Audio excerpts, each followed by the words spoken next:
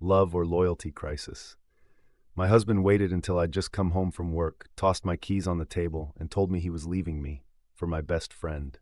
He said it so casually, like he was mentioning dinner plans, not detonating my entire life. I didn't scream, didn't cry.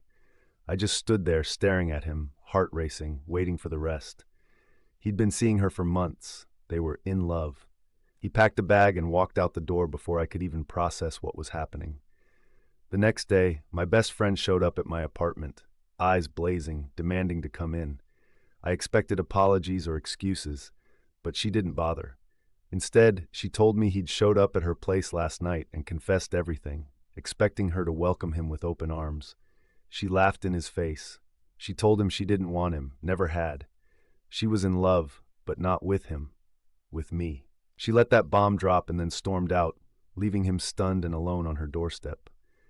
Suddenly, all the late-night talks, the accidental brushes of her hand, the drunken confessions that I'd chalked up to too much wine, they all made sense.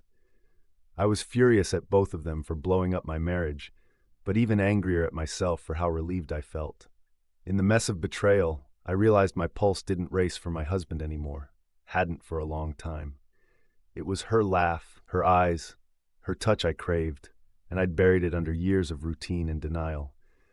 Now both of them were texting me, desperate for a response, he with apologies and promises, she with confessions and longing. I locked myself in my room, phone buzzing and heart pounding, torn between the safe disaster of my broken marriage and the terrifying electric truth I'd spent years refusing to admit. And for the first time, I wondered if maybe the real betrayal was how long I'd been lying to myself.